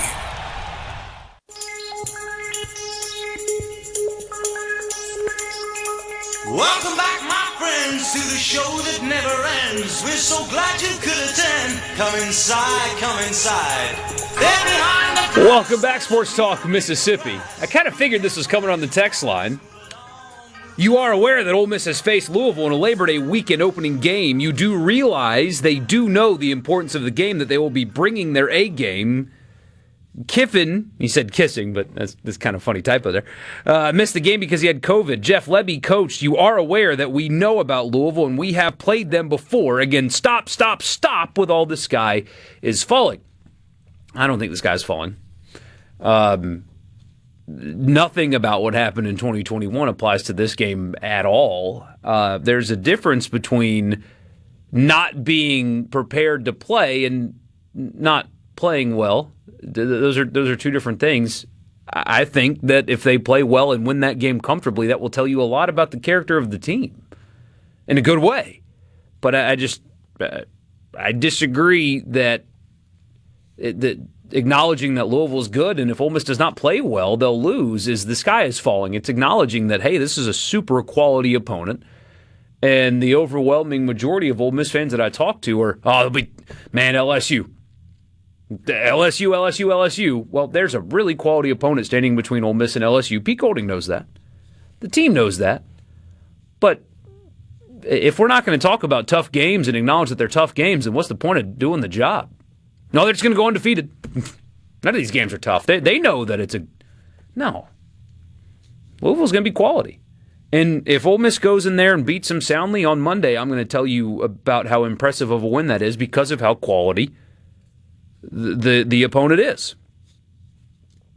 Somebody says, dorky, acting like we're playing darn Ohio State, acting like it's emergency time in Oxford. You guys. Oh, man. You guys are funny. There's a little insecurity in the text like that. It's a good team. It's a good team. It's okay. It's okay. I think they're going to win. They'll be I know there's early lines out there, but game week line will be somewhere around 14 points if I had to guess, and that's about right. That's about right. And I think, based on what we know, which is very little, Ole Miss should win that game and win that game by a margin that extends out there. They beat Miami last season. This program beat Miami, something Ole Miss could not do. Just saying. Rebs in Louisville on Sunday or Monday? Sunday is when that game is being played. I forget the Monday game. It's a weird one. But no, it's Sunday, and there's another game that Sunday. And it's kicking off at the exact same time. There's two games all day, and the kickoff times are the exact same. Somebody says, come on, Bork, stop saying Ole Miss is going 0-12 and firing Pete. Stop saying they'll finish 16th. These people and their listening comprehension is impressively bad. No, they're just, hey, look, there's passion. There's just passion. That's all it is. And it's going to be a fun game. I plan on making the trip up there. It's amazing here in the United States what is considered an old stadium in need of desperate replacement is an awesome venue to go watch. Like, Nissan Stadium's a great place to go watch a game, and they're going to tear it down because they're building a new one right next door. And, like, the sight lines are good and all that. So, anyway, it's time for your college football fix.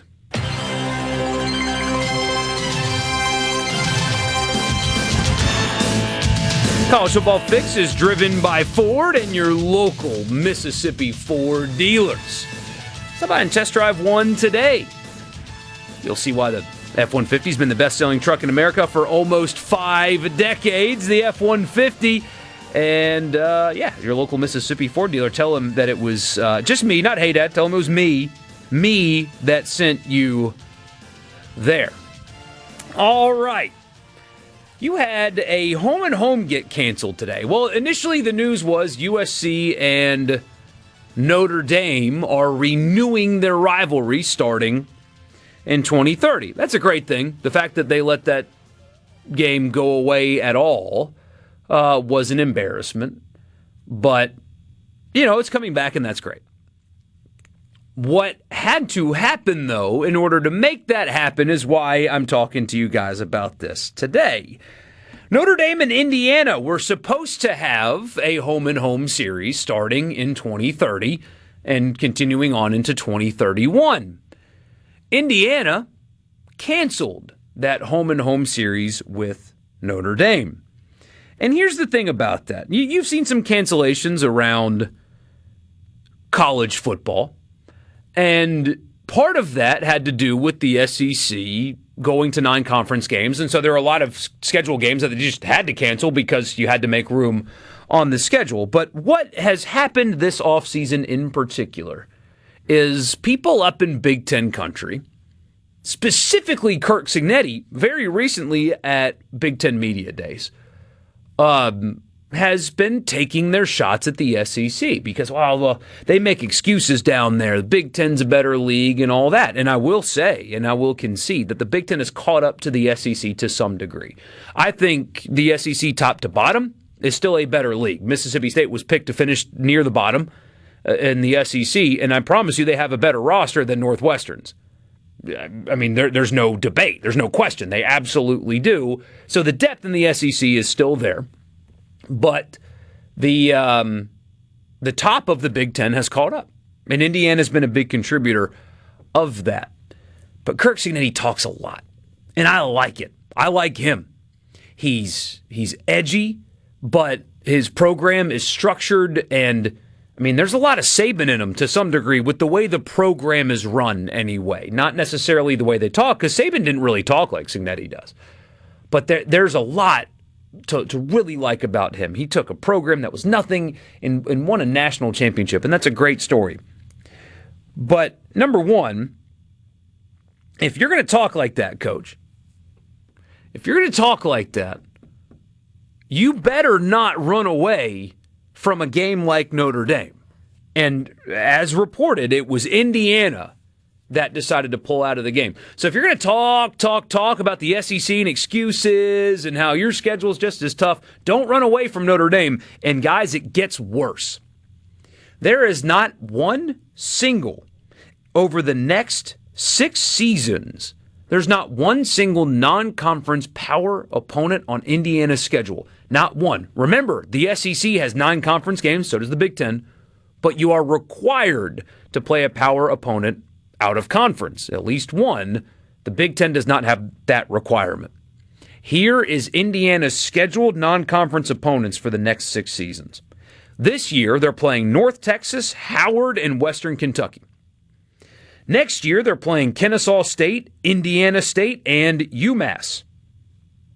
Kennesaw State, Indiana State, and UMass. 2028, Austin P, Eastern Michigan, and Miami. Oh, they're playing, no, not that one.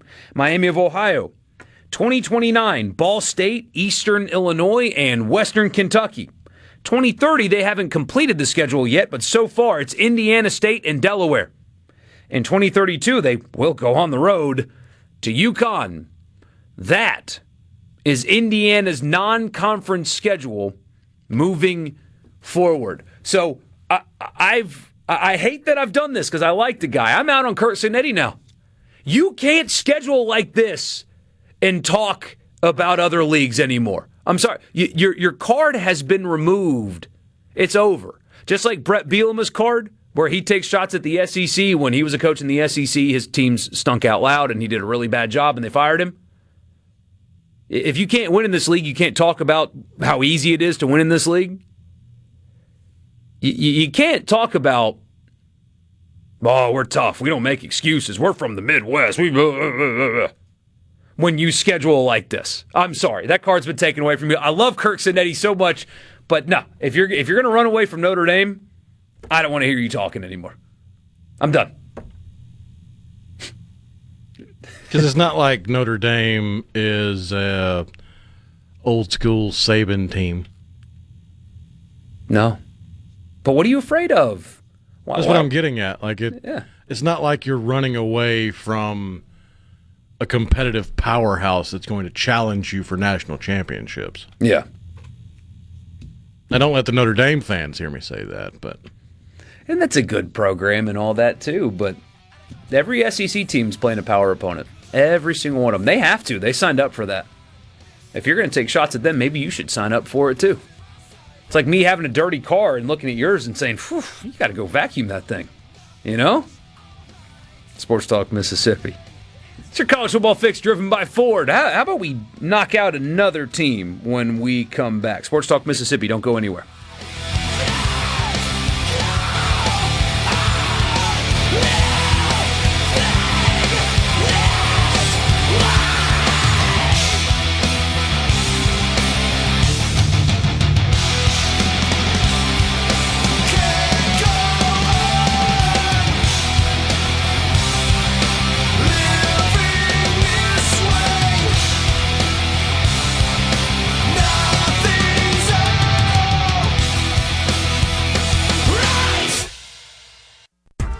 This is Sports Talk Mississippi, right here on SuperTalk.fm, the SuperTalk Mississippi app, and always live on your local SuperTalk Mississippi radio station.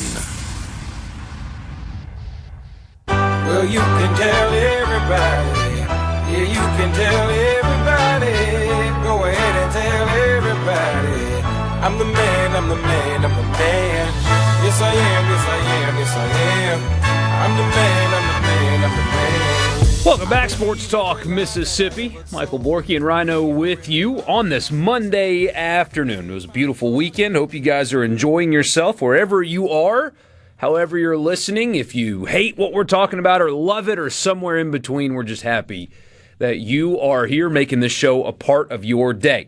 We had to play catch-up today with two teams. We got to team number 27 a second ago. Here's team number 26 on the countdown of 100 teams in 100 days. We'll go to the SEC for this one.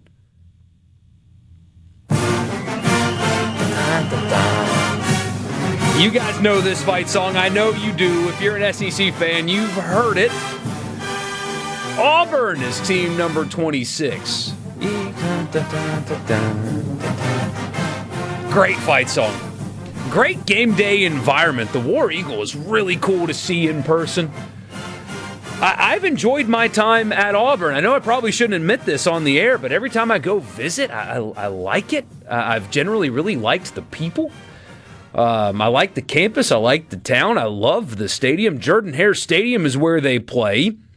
88,043 seats to be exact. And when it's right, and you can say this about most stadiums in the country, when it's right, though, Jordan-Hare is a nightmare to play in, and it just hasn't been right lately. Lionel Messi has more recently played on that field than Auburn has seen a winning season. They lead the SEC in consecutive losing seasons with 5 of them in a row, a program that certainly fancies itself a lot better than the results on the field indicate that they are. This year, they welcome in a new coach, Alex Golesh.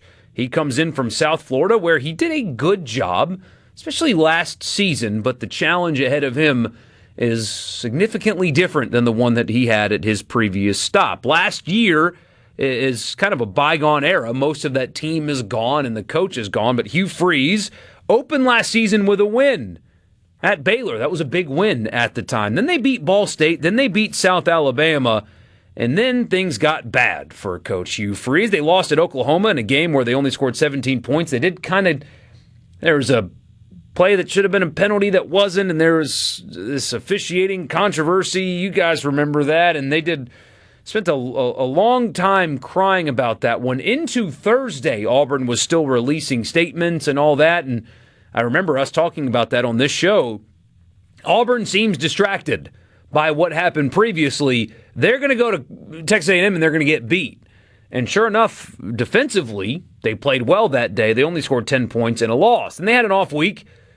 Then they had Georgia. Played well defensively that day, only scored 10 points in a loss. You're probably catching on to the theme here. They lost in double overtime to Missouri at home. In double overtime, they only scored 17 points in a loss. They did go to Arkansas and win, but that was the worst team in the SEC last year. Then they faced Kentucky. They scored 3 points in a loss. And then they lost at Vanderbilt. They did beat Mercer before the Iron Bowl, a game that, buddy, they had a chance to win and ultimately did not. That would have sent Ole Miss to the SEC championship had Auburn been able to pull that off. They could not. Hugh Freeze gets rightfully fired, and I don't know what they were expecting when they hired him. I really don't. That was always going to be how it ended at Auburn. Some coaches evolve, some change, some are adaptable to the new, not the changing landscape like with NIL stuff, but their offenses evolve, and his did not, and it failed. So now in steps Alex Golesh. They open the season with Baylor. Then they host, that's in Mercedes-Benz Stadium in Atlanta, by the way. So congrats to Auburn fans that buy season tickets. A home game that you were supposed to have gets moved to Atlanta for greed. They open their home schedule with Southern Miss in week 2. That'll be a night kickoff on either ESPNU or SEC Network for you Golden Eagles, either 6:30 or 6:45. Then they host Florida.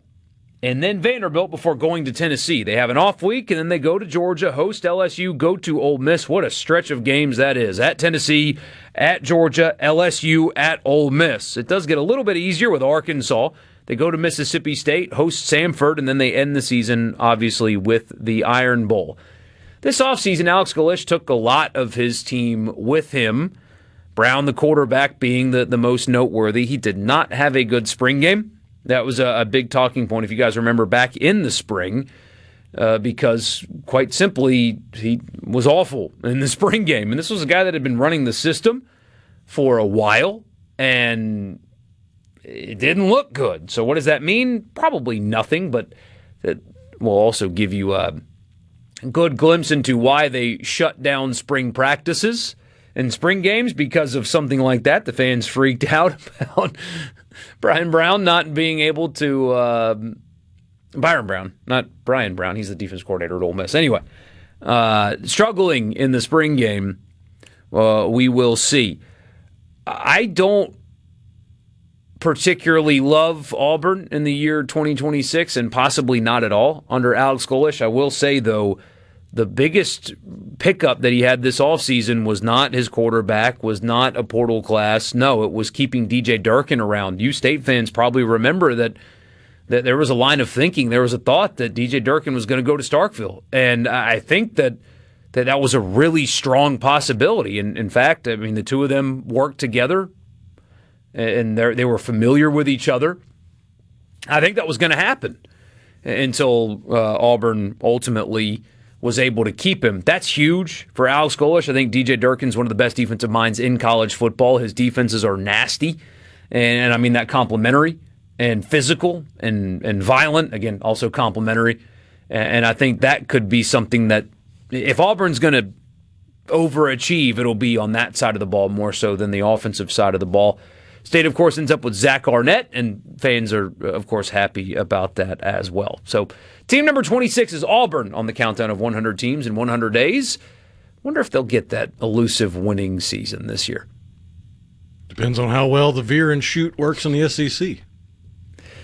I can't quite figure out Alex Golesh. I can't. I mean, he beat Florida last year, which was a big win. There's been a lot of talk from G5 people that the resume that he put on the field is not near as impressive as it should be when you consider the amount of resources and the talent pool that exists around the South Florida program. I don't know enough to know for sure, but that was some talk at media days, especially caught up with a local Tampa media member, because, of course, South Florida's in Tampa. And they were talking about that. It was, hey, look, I mean, he last season was pretty good, but, man, it's kind of like the Texas of the G5 is how they called themselves. I don't know if that's true or not, but that's how they were referring to themselves. We got the most resources, and we've got all this money to put into the roster, and he didn't do anything close to what he should have with it. I don't know, because that situation doesn't exist at Auburn, if that's in fact true. They got great resources and money and all that, but not, they're not Texas. I don't know. We'll see. Well, I mean, I know Florida would be a big selling point to the student athletes as far as NIL would go, but it's still a G5 school, so you would think if resources were even, it would be easier to get them to an SEC school over a G5 school. And I would imagine Auburn has more resources than USF. Yeah. Relative to the competition, though. True. We'll see. So that's team number 26 on the countdown of 100 teams in 100 days. We are getting closer and closer. We are counting down to week 0, by the way, is what we're doing, not week 1. What we found last year, that going up to week 1, we had so much stuff to talk about that we kind of had to brush aside 100 teams. And it's like, these are the 5 best teams on the countdown, and we're just kind of throwing it away. So we're doing week 0. But that is only 26 days away from right now. The Hall of Fame game is Thursday, as we talked about in the show open. Getting really close. And if you're just joining us, Kenny Pickett is going to start that game. So you really want to see some elite quarterback play. You'll have Kenny Pickett v. Carson Beck in the Hall of Fame game. That should excite you. Or something like that. 601-879-4395, the C Spire text line. I've got a stat of the day for you when we come back. The AP poll is going to come out eventually. and everybody will be very satisfied with where the teams are ranked for sure. But in this era, the last 5 seasons, how have teams fared against teams that finished in the top 25? I'll bring that to you. And I've got a parallel between one team at the bottom of this list and one team here in the state of Mississippi. So we'll do that when we come back. Sports Talk Mississippi. Don't go anywhere.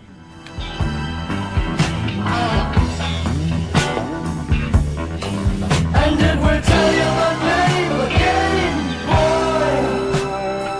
We call it riding the gravy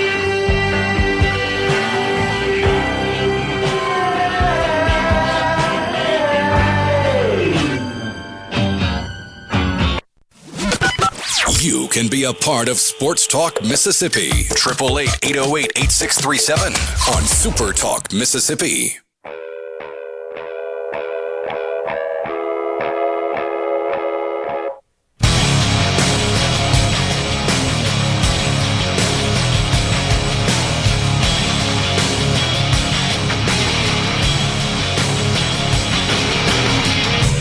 Welcome back, Sports Talk Mississippi. So if you're following along with the Not Fall Camp Tour, by the way, so we will be in Hattiesburg tomorrow. We will be in Starkville the next Tuesday, and then Oxford the following Tuesday. So if you want to come see us, we will do all 3. We're going to visit with the power players at all 3, and looking forward to those trips and those conversations, just like last year. And so, again, if you're going to be in Hattiesburg tomorrow or you want to come see us at some point, we will be at all 3 just for the next 3 Tuesdays. So come by and see us. But tomorrow at Sully's in Hattiesburg, that's where we'll be. Myself, Brian Haydad. We got great interviews coming your way. I'm really excited about the conversations that you're going to hear. Long-form conversations, our segments, because we're statewide and we have 12 stations. That, you know, they're tight time-wise. We do not have that kind of time constraint tomorrow. You'll get to hear long-form from Blake Anderson, long-form from Jeremy McClain. That's going to be really exciting, and I hope you guys out there listening will enjoy that, because I know I certainly will and certainly have. So, stat of the day for you. Stat of the day, bop, bop. Still have not made a sounder for that, but you have the AP poll coming out, everybody's favorite and most accurate poll. We're going to do that at some point, and we'll rip it apart, even though ours wouldn't be any better. But of the last 5 years in college football, these are the teams that have the best record, the best performance against teams that finished in the AP Top 25. Georgia, the best in college football at 23-7. People keep saying that Kirby and that program's taking a step back. You're nuts. You are absolutely nuts. They're not going anywhere. There's more parity in the sport, but Georgia's been the best against the top 25 in the last 5 years in this era and the portal and NIL era. They ain't going anywhere. Alabama actually number 2 at 17-9. Ohio State 14-9. Oregon 12-11. Texas 12-14. Michigan 10-11. Ole Miss at 9-9 against the teams that have finished in the top 25. Notre Dame 9-10. Texas Tech 9-10. Southern Cal 9-15, but they do have those 9 wins. TCU 7-9. Miami 7-10, and it gets worse from there. Here's the other side, and I want to bring this back local. The worst teams against the final AP Top 25 over the last 5 years. Colorado is 0-16, even that 1 year for Coach Prime, where they won 9 games. They didn't beat a team that finished ranked in the top 25. Maryland and Rutgers are 0-15. Cal and Northwestern 0-14. Virginia Tech 0-12. Virginia 0-11. Houston 0-10. Vanderbilt 1-18, but they do have the 1. West Virginia 1-17. Nebraska 1-16. Wisconsin 1-15. Auburn, by the way, 2-20. 2-20 against teams that have finished ranked. But Wisconsin, 1-15. And that is a program that, as we brought up during the countdown of 100 teams in 100 days, they were just so respected. They had an identity. Big offensive linemen, great running backs, big-time players, and they were solid. They never won a national championship, but man, were they good every year. And they were difficult, and they went to the Rose Bowl, and they did all kinds of things. They had an identity. And then they hire Luke Fickell, and he decides to get away from that identity. Hires Phil Longo. They try to change offense and do things differently. And very clearly, it did not work. And they're kind of swimming now in an era where they should be competing for the playoff on an almost annual basis if they'd have just stuck to their guns and stuck to what worked. They chose to go a different direction, and it failed. If you are an Ole Miss fan, you have heard me talk about there are question marks going into this season, because of course there are. Every team has them. Even Texas, who didn't have a coaching change, they still have questions about their ceiling, about offensive line play, about Sark himself. There's questions, but you've heard me say for Ole Miss, you should have learned a lot, and a lot of good, about Pete Golding in the 3 games that he coached in the playoff last year and the way he navigated that, and even things like, timeout management and game management and structure, things like that. He did really well and improved a lot during that time. But this is still a first season as a head coach where it's his program, it's his identity and his vision for what should happen in a program where he's calling all of the shots. Why do I try to marry those two? Because he had an opportunity, if he wanted to take it, to change what was working when he was hiring a new offensive coordinator. A lot of people, when you have defensive-minded head coaches, kind of get afraid of the type of offense they want to bring in, especially in a situation like this. You've seen the parallel in the state of Mississippi with Zach Arnett. Went away from what was working. Went away from what the roster was built to be. And it obviously did not work. But when given the opportunity to make the program his, one thing Pete Golding did not do was try to blow up the offense and we're going to just get back to running the football and we're going to line up and we're going to have a fullback. And no, he didn't. He said in a press conference, why John David Baker? Because I know that offense works. Why am I going to go away from what works? I'm not going to change this. Now, John David Baker is not Charlie Weiss Jr. They're going to do slightly different things. We'll hear from John David Baker in a couple of weeks, and we'll ask that very question. What is different about your offense? But if you heard my interview with Trinidad and Kejuan Lacey, I asked them, what's different in the offense? And they said, terminology's a little bit different. And they said they'll do some things that are slightly different, but by and large, the offense is the offense that they were running. They didn't make sweeping changes. They're not altering their identity. Because Lane Kiffin's a lot of things. One thing he is not is a bad offensive coach that has a bad scheme that didn't work. So why go away from that? Other coaches have done it. Luke Fickell at Wisconsin did it. Zach Arnett at Mississippi State did it. If you're looking for a reason for comfort in Oxford going into a season where it is a first-time head coach in air quotes, even though he did coach 3 playoff games and won 2 of them, it's that he didn't try to blow everything up for the sake of blowing it up because the previous guy acted like a clown on his way out the door and kept and is sticking with what worked. And that offense worked. That style worked. So there's a jolt of optimism for you Ole Miss fans because you've seen other coaches do the exact opposite thing of what Pete Golding did here. So there you go. Optimism of the day. We might turn that into a segment on the show. Here's your daily optimism. Second Jon Stewart reference on the show. He had this moment of zen, which is not the same thing. Zen, yeah. But, gosh, people are going to start accusing me of things if I keep talking about Jon Stewart on this show.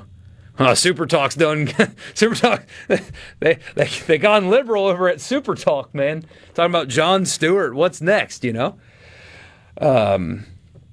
But yeah, I do think there's value in that. I think that's important.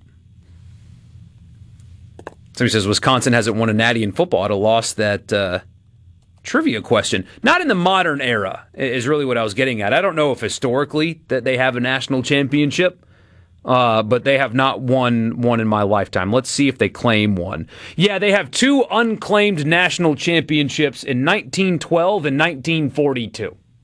So no, Wisconsin doesn't have any national championships, if depending on how you want to categorize the claimed ones. Although if Auburn added however many they did in one offseason, you certainly can too. Go find a year where you went 9-1 and just say you won the national championship that year. Put the banner on your stadium. Why not? Who cares? UCF claims they won the national championship in 2017. We had a national championship game in 2017. And they claim that they won it. We had a I still don't playoff see in why 2017. Mississippi State doesn't claim 41. Just do it. Alabama claims 41, and State beat Alabama that year. Just do it. Look at Auburn.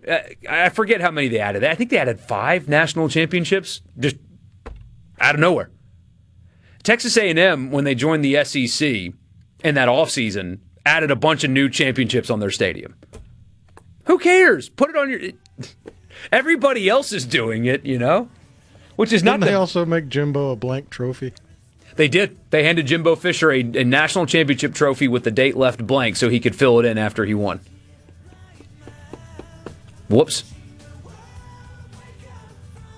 Somebody says I nominate Rebecca for the optimism segment. That would be a lot of fun. Hey, Rebecca, just before she leaves, hey, come sit down. Give us our daily optimism. Especially if the season goes south, we're going to need that. We'll wrap the show up with you next. Sports Talk Mississippi. Don't go anywhere.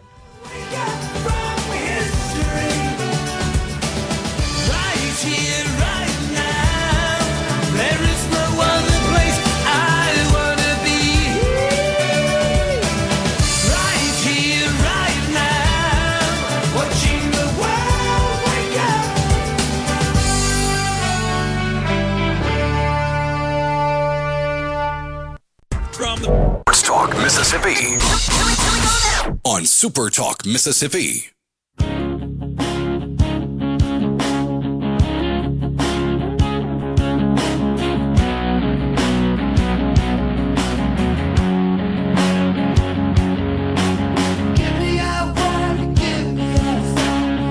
Porky and Rhino with you, Sports Talk Mississippi from the Pearl River Resort Studio. So there's a Mississippi quiz that I need to take, apparently? Oh, yeah, it's in our Good Things Facebook group, if you're a member of that. But there's a 20-question quiz to determine how Mississippi are you. You All want right. to take it? Yeah, let's rapid fire. All right, have you read The Sound and the Fury or A Time to Kill? A Time to Kill. Eaten fried catfish at a local fish house? Yes. Had a Mississippi mud pie? No. What is that? That's a chocolate kind of pie. Okay. No, I can't believe that answer is no, but no. Driven the Natchez Trace Parkway? All the time, unfortunately. Visited the Mississippi State Fair? Yes. Seen the Mississippi River at sunset? Does sunrise count? I will take it. Okay. Been to a Friday night high school football game? All the time, yep. Called soft drinks Coke? I call Coke Coke, but not soft drinks Coke. So I guess that doesn't count. It's like, hey, you want a Coke? Yeah, what kind? That kind of thing. Eaten boiled peanuts? Yes. Been to the Neshoba County Fair? No, I have not. Visited Elvis's birthplace in Tupelo? Also no. Walked through Vicksburg National Military Park? Dang it, no. I'm losing. Visited the Mississippi Gulf Coast? Yes. Ate tamales in the Delta? Yes. Toured Roanoke and Oxford? Yes. Heard live blues in Clarksdale? Actually, yeah, at Ground Zero. Crossed the old Mississippi River Bridge at Natchez? I have not. I've been to Natchez. I've seen the bridge. I have not crossed it. Been to Cruising the Coast? No. Unfortunately, I mean, hey, people at Cruising the Coast, Brian Haydad and I want to come too. Stop bringing Gerard. We want to come too. Okay? And lastly, said y'all without thinking about it. Yes. So you come in at 11. 11 out of 20? 11 Gosh, out that's of 20. bad. On the scale, 1 through 5 means you're just passing through. 6 through 10 is an honorary Mississippian. 11 through 15, you might as well have been born and raised in the Magnolia State. Okay. Whew. And if you'd scored 16 through 20, your Mississippi is all get out. Somebody says, what about nabs? That's one thing I have not gotten there on that. The peanut butter crackers. I've never in my life heard them called nabs, and even I know what they are now. And if I hear that, it's still, I'm like, what are you talking about? Still, I can't do it. And as you can imagine, there are nabs everywhere because we've got a 6-year-old. I can't get over that. And then Huggy. I have not adopted Huggy instead of Koozie. I call it a Koozie. I've not adopted that yet. What about the buggy at the grocery store? Cart. Haven't gotten there yet either. But do you use Fixin' To? Nope. So there's still a little work. Yeah, no, I have used the phrase fix-ins, like when talking about cooking, but never fixing to go do something. Yeah, because that bothers you. What are you fixing? Like, what broke that is preventing you from leaving to go complete the task that you were trying to? Yeah, see, come on, man, it's a pack of nabs. But so I didn't know it was a brand. I just learned that literally right now. But there are different kinds of peanut butter crackers. Some of them are better than others. So you have to like distinguish between the good and the bad ones. Like, I don't like the orange ones. I like the round ones. The orange ones, they fall apart. They're too messy. But I like. So do you call them orange nabs and then round nabs? How do you classify that? I don't know. If I'm not mistaken, nabs was kind of a shorthand for Nabisco. They were the brand. Where can I find that questionnaire? New bucket list. Good Things with Rebecca Turner's Facebook group. That is where you go to Facebook and type in Good Things with Rebecca Turner, pops up. Just click join. We'll let you in. Maybe it's happened and I've missed it. The Coke thing is also something I don't think has ever happened to me. I don't think anybody's ever said, you want a Coke? And then they're like, what kind? Like, meaning Sprite or whatever. I've only ever been offered, like, do you want a Coke? Meaning, the actual Coca-Cola brand. Well, here's another question about Coke. Have you ever done glass bottle Coke and a pack of salted peanuts? Yes. Oh, yeah. Well, there you go. Somebody says, Borky's about as southern as somebody from New Jersey. Buddy, I have lived in the Deep South my entire life. All right? You're not about to, act like I'm down here stealing valor or anything like that, okay? We're not doing that. And in Borky's defense, he does have claim to a part of the country that has a rich history as far as American history. And if you like the movie The Patriot, do some digging into the real story behind that movie. Oh, and the movie's awesome. The historical figures are a lot more impressive, actually, than that. Thanks, Rhino. Good to do this, man. We'll do it later this week. Oh, yeah. I'll be back Wednesday. We will see you guys tomorrow from Hattiesburg. Not Fall Camp Tour, leg number 1. In the great city of Hattiesburg, presented by our friends at Pearl River Resort. We will see you there starting at 3 o'clock. Eagle Hour, though, 1 to 3 tomorrow. So if you're a Golden Eagle fan, go by and see them as well. We'll see you then. Good night.